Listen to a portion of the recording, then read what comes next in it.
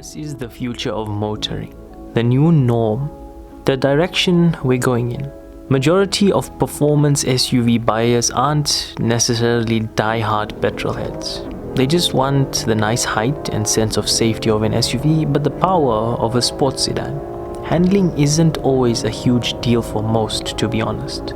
It has to handle well, but the levels of grip most performance SUVs can handle nowadays can't even be experienced by most people. Good tends to be good enough nowadays. Or does it?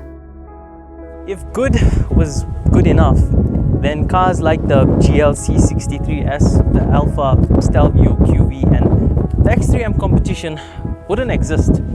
So if good was really good enough, why not make it great? Let's drive it and see if it is. So with the X3M, we're blessed with BMW's brand new engine. It's called the S58, also an inline 6, but this is a twin turbo version. It's kind of like the B58, but with two turbos, kind of in a way. So it sounds good. It's not a newer version of the S55. 375 kilowatt, 510 horsepower, and 600 newton meters of torque. Beamer says 0 to 100 in 4.1 seconds. Let's see how that feels with a little bit of launch control and go. Ooh. Little bit of lag off the line, but then once you're going, there's already 100, 110, 120, and then obviously the car cuts out. So the car feels very fast. Very fast indeed.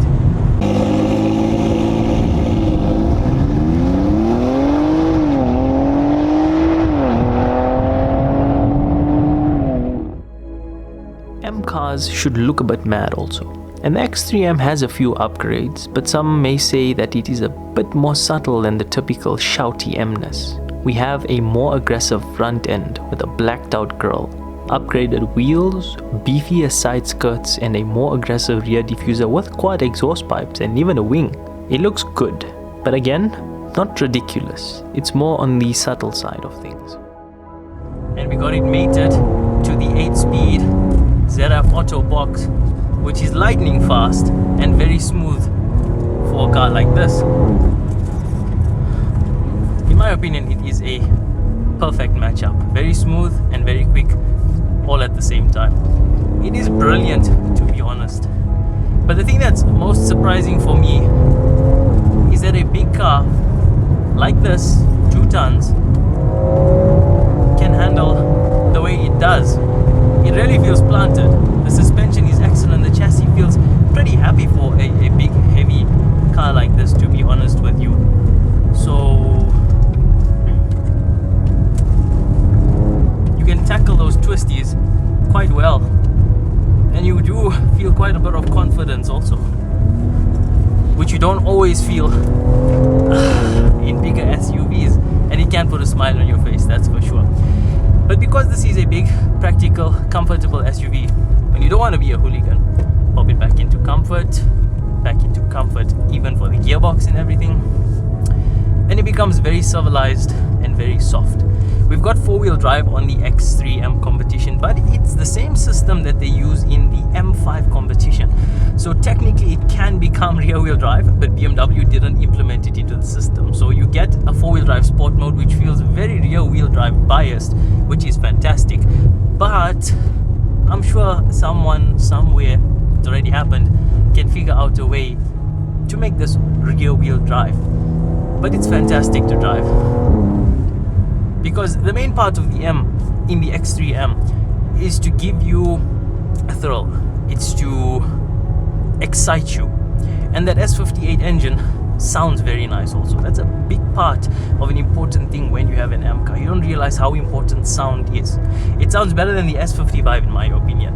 And I think this car with a little bit of an exhaust upgrade will properly open it up, and you will feel a very big and very nice difference.